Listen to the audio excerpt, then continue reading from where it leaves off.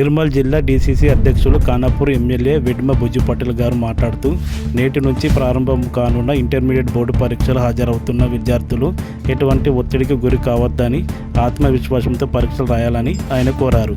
పరీక్షలకు రాసే విద్యార్థులందరికీ ఆల్ ది బెస్ట్ అని చెప్పడం జరిగింది. పొల్యూషన్తో నిండుతున్న జన్నారం తప్పలపూడి చెక్పోస్ట్ దగ్గర రాత్రి బసాయించిన లారీలు పొద్దున 6 గంటలకు చెక్పోస్ట్ ఓపెన్ చేసేసరికి భారీ వాహనాలు ఒకదాన్ని మించి ఒకటి పోటాపోటీగా హై స్పీడ్తో డ్రైవ్ చేస్తున్నారు.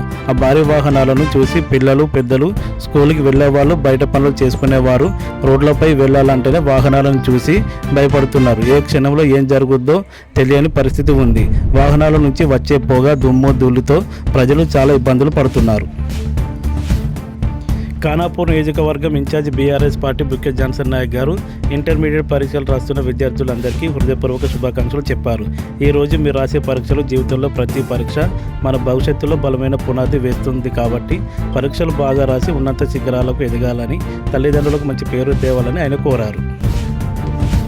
తెలంగాణ రాష్ట్రంలో 2 రోజులు భారీ వర్షాలు కురిసే అవకాశం ఉందని వాతావరణ శాఖ, రానున్న 3 రోజులు వడగళ్ల వర్షాలు పడే అవకాశం ఉందని వెదర్ ఆఫీసర్లు అన్నారు. బంగాళాఖాతంలో ఏర్పడిన అల్పపీడన ప్రభావంతో తెలంగాణలో పలు జిల్లాల్లో భారీ నుంచి అతి భారీ వర్షాలు పడే అవకాశం ఉందని వాతావరణ శాఖ హెచ్చరించారు.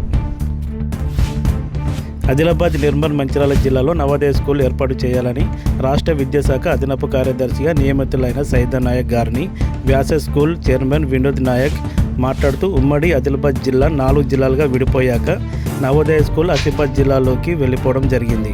మిగిలిన 3 జిల్లాలు ఆదిలాబాద్, నిర్మల్, మంచిర్యాల జిల్లాలో నవోదయ స్కూల్ ఏర్పాటు చేయాలని ఆయన కోరారు. ఈ కార్యక్రమంలో జేఏసీ చైర్మన్ అశోక్ రాథోడ్ తదితరులు పాల్గొన్నారు. మరిన్ని వార్తల కోసం మా ఛానల్ని సబ్స్క్రైబ్ చేసుకోండి.